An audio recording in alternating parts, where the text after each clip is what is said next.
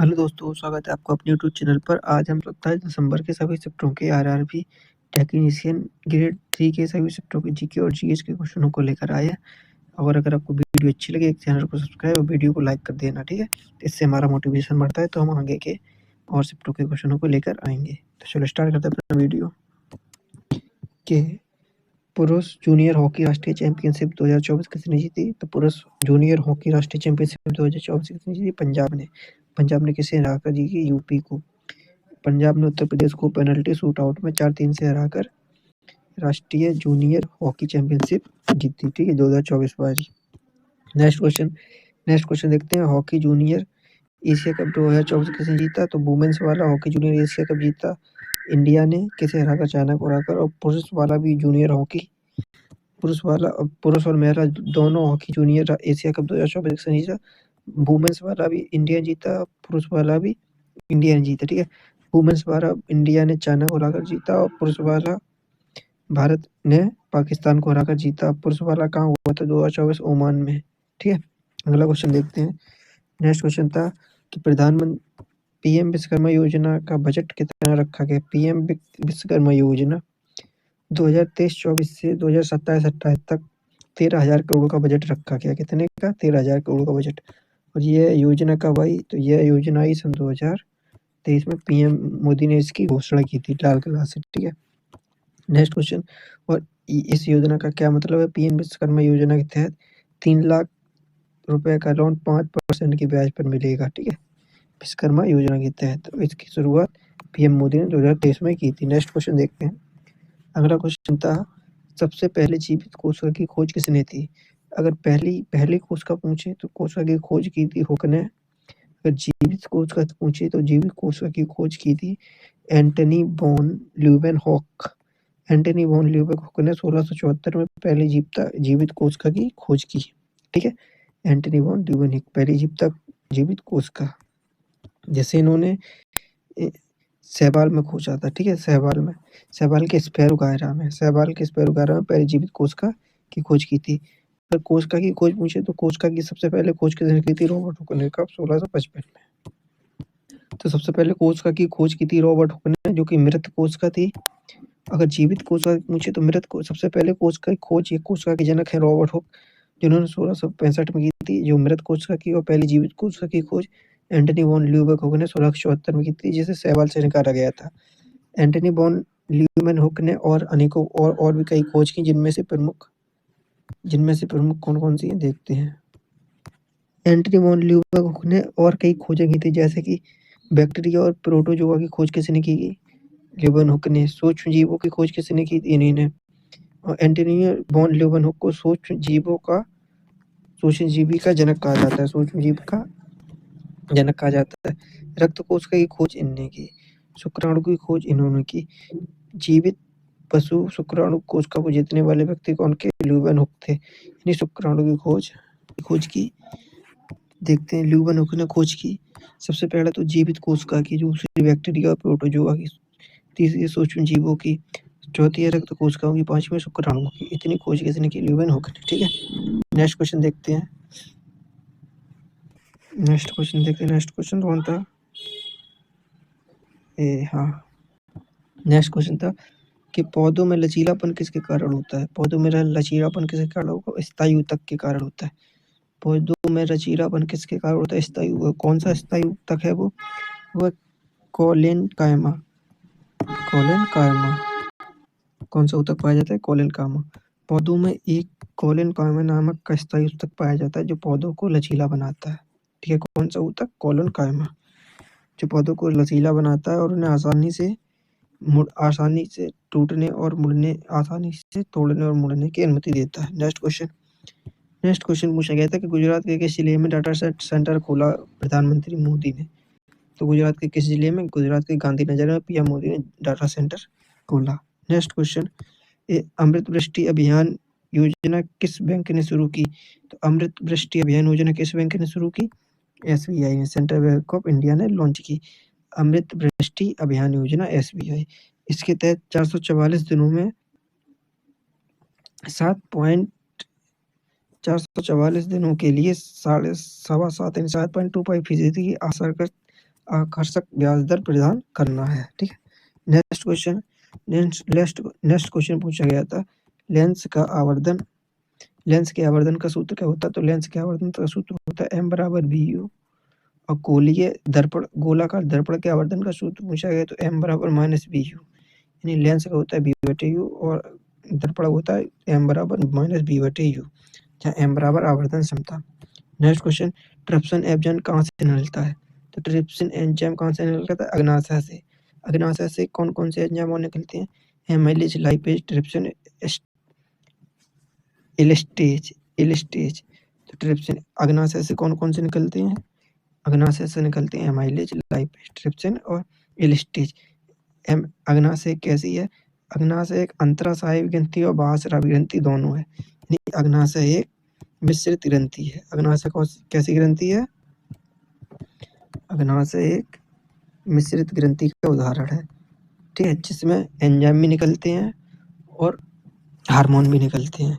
ठीक है, hanger lens की दीपिका काम आ जाती हैं अग्नाशय में। नेक्स्ट अगला देखते हैं, एमाइलेज किसी पर पचाता है? स्टार्च को। लाइपेज किसी पर पचाता है? फैट को। और लैक्टेज किसी पर पचाता है? दूध में जो प्रोटीन होता है उसे कौन पचाता है? लैक्टेज। एमाइलेज किसे बताता है? स्टार्च को, और लाइपेज फैट को। नेक्स्ट क्वेश्चन पूछा गया था कि परम रुद्र सुपर कंप्यूटर 2024 में प्रधानमंत्री ने कहाँ स्थापित किया? तो परम रुद्र सुपर कंप्यूटर 2024 में पीएम ने 3 जगह स्थापित किया। कहाँ? दिल्ली, पुणे और कोलकाता। दिल्ली, पुणे और कोलकाता परम रुद्र सुपर कंप्यूटर 2024 स्थापित किया गया। ठीक है, नेक्स्ट क्वेश्चन था, बफ संशोधन विधेयक 2023 लोकसभा में कब पेश किया गया? तो बफ संशोधन विधेयक 2023 लोकसभा में 8 अगस्त को पेश किया गया। कब पेश किया गया? 8 अगस्त को। नेक्स्ट क्वेश्चन पूछा गया, ध्वनि की गति किसमें सर्वाधिक होती है? तो ध्वनि की गति सर्वाधिक होती है ठोस में, फिर होती है द्रव में, फिर होती है गैस में। ठीक है, सबसे ज्यादा ठोस में, फिर द्रव में, गैस में। ठीक है, नेक्स्ट क्वेश्चन, अगला क्वेश्चन पूछा गया था, पैरामीशियम कैसे भोजन बनाता है? तो पैरामीशियम एक हेक्टरोट्रॉप होता है। पैरामीशियम क्या होता है? एक हेक्टरोट्रॉप होता है, यानी पैरामीशियम एक ऐसा जीव होता है जो दूसरे जीवों को खाता है। यह भोजन के कणों को अपने कोशिकाओं से घेरकर उन्हें निगल लेता है। तो पैरामीशियम ऐसा होता है, अगर ये भोजन का कण है तो अपनी ऐसी कोशिकाएं फैलाएगा और ऐसे अपने अंदर कर लेगा और उसे खा जाएगा। तो पैरामीशियम अपना भोजन कैसे बनाता है? पैरामीशियम अपना भोजन दूसरे जीवों को खा के बनाता है। पैरामीशियम एक हेक्टरोट्रॉफ है। ठीक है, नेक्स्ट क्वेश्चन, यह आमतौर पर पैरामीशियम कैसे बनाता है? तो पैरामीशियम आमतौर पर बैक्टीरिया, खमीर, सैलाब और सड़ते हुए पौधों और सामग्री जैसी चीजों को खाता है। तो पैरामीशियम किसे खाता है? बैक्टीरिया, खमीर, सैलाब आदि को खाता है। नेक्स्ट, और पैरामीशियम प्रोटिस्टा जगत का सदस्य है। किसका है? पैरामीशियम प्रोटिस्टा का एकल, इसमें एक कोशिका होती है। ठीक है, एकल कोशिका। अभी हाल ही में कितनी भाषाओं को शास्त्रीय भाषा का दर्जा दिया गया? तो हाल ही में कितनी भाषाओं को? 5 भाषाओं को शास्त्रीय भाषा का दर्जा दिया गया, जिसमें मराठी, पाली, प्राकृत, असमिया और बंगाली है। कौन सी? मराठी, पाली, प्राकृत, असमिया और बंगाली। इससे पहले कितनी शास्त्रीय भाषाएं थी? इससे पहले 6 शास्त्रीय भाषाएं, 5 को और दर्जा दिया गया। अब टोटल कितनी हो गई? अब 11 शास्त्रीय भाषा हो गई। 5 नहीं, कौन कौन सी हैं? मराठी, पाली, प्राकृत, असमिया और बंगाली। पहले कौन कौन सी थी? पहले थी तमिल, संस्कृत, तेलुगु, कन्नड़, मलयालम और उड़िया। अब कौन कौन सी बढ़ गई? मराठी, पाली, प्राकृति, बंगालिया और असम। ये 5 बढ़ गई हैं। तो सबसे पुरानी शास्त्रीय भाषा कौन सी है? सबसे पुरानी है तमिल। ठीक है, सबसे पुरानी कौन सी है? तमिल। ये कब? नेक्स्ट क्वेश्चन, अगला क्वेश्चन देखते हैं।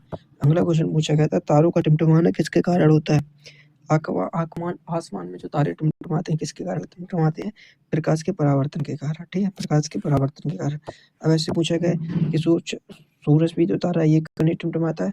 क्योंकि यह तारों की अपेक्षा पृथ्वी के बहुत निकट है, इसके लिए ये हमें नहीं टिमटिमाता हुआ दिखाई देता है।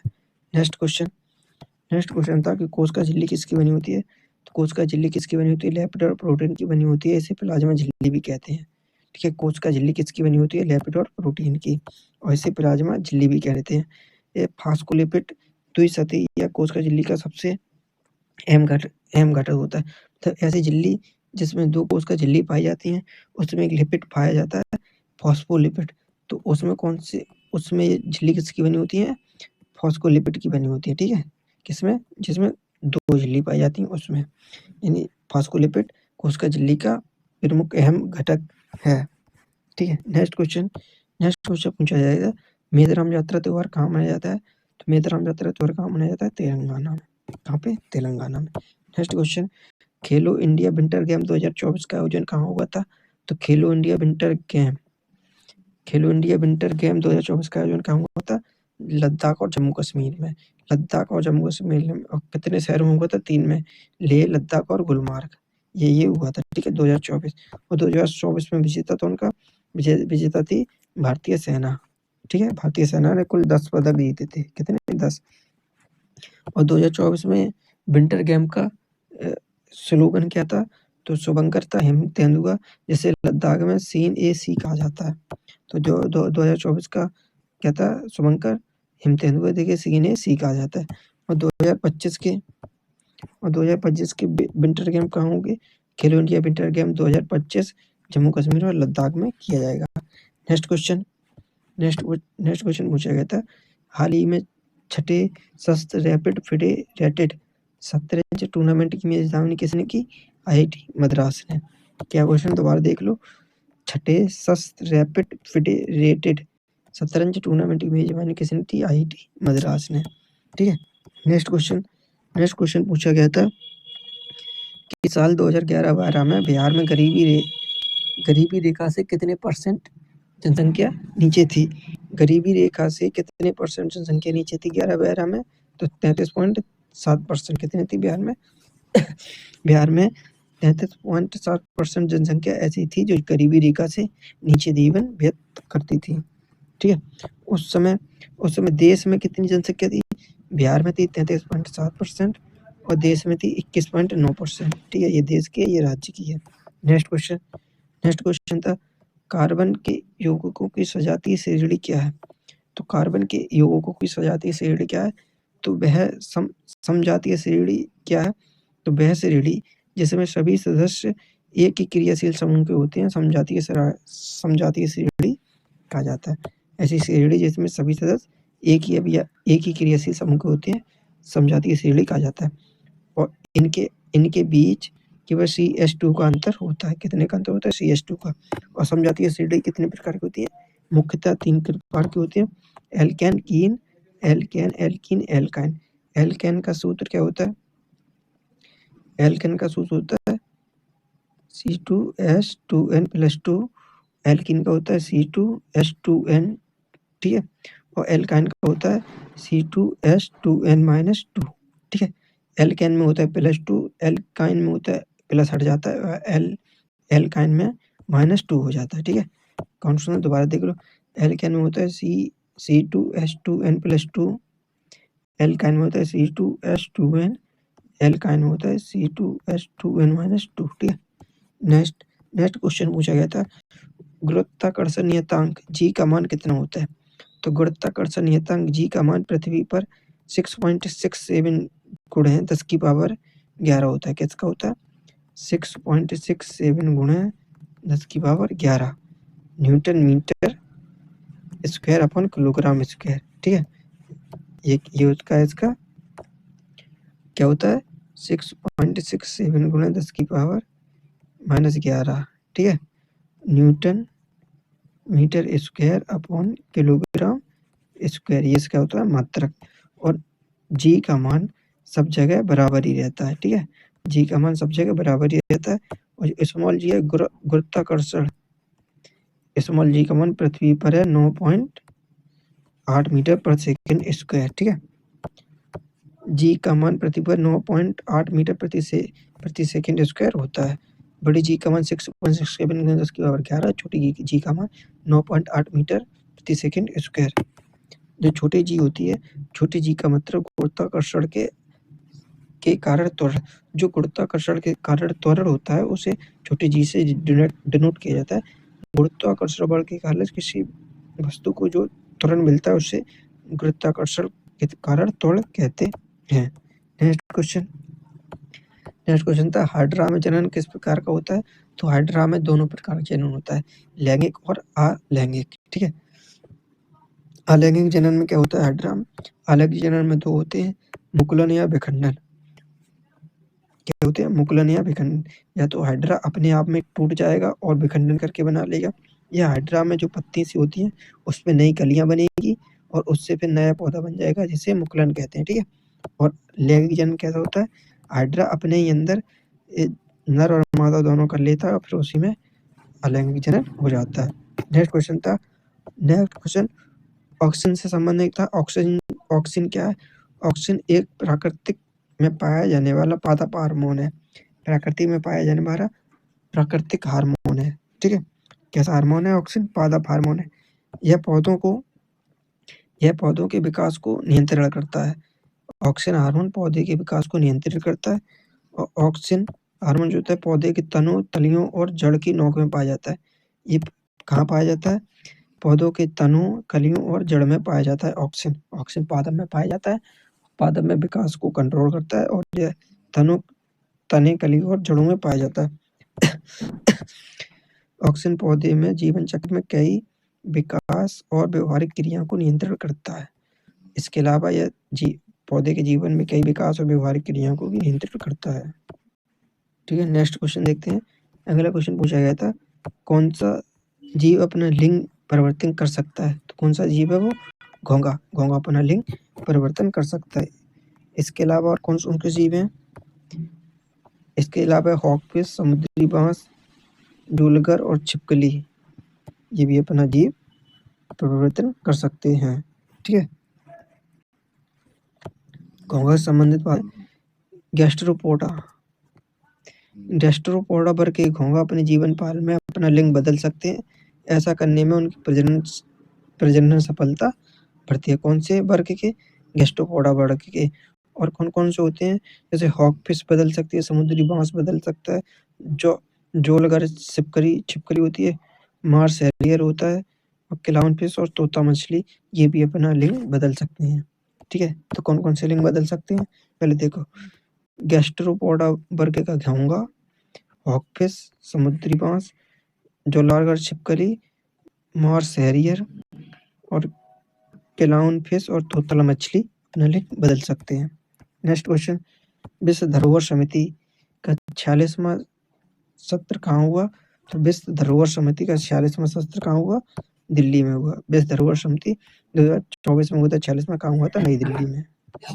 नेक्स्ट क्वेश्चन, पाइरूरेट में कितने कार्बन परमाणु पाए जाते हैं? तो पाइरूरेट में 3 कार्बन परमाणु पाए जाते हैं। कितने? 3। ठीक है। पाइरूवेट एक कार्बनिक अणु है। यह जीवों के शरीर में संश्लेषण और विखंडन दोनों क्रियाओं में अहम भूमिका निभाता है। तो पाइरूवेट क्या है? पाइरूवेट एक कार्बनिक अणु है जो जीवों के शरीर में संश्लेषण और विखंडन, या तो वो संश्लेषण करें या विखंडन करें, दोनों में अहम भूमिका निभाता है। आगे देखते हैं। और पाइरूवेट में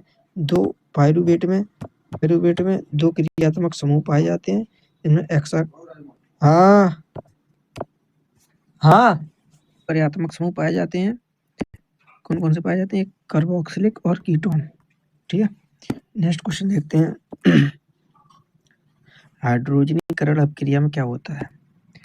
हाइड्रोजनीकरण अभिक्रिया में क्या होता है? यह एक ऐसी विधि है जिसका उपयोग असात्र परिभाषा से तेल को किससे बदला जाता है? घी में बदला जाता है हाइड्रोजनीकरण के द्वारा।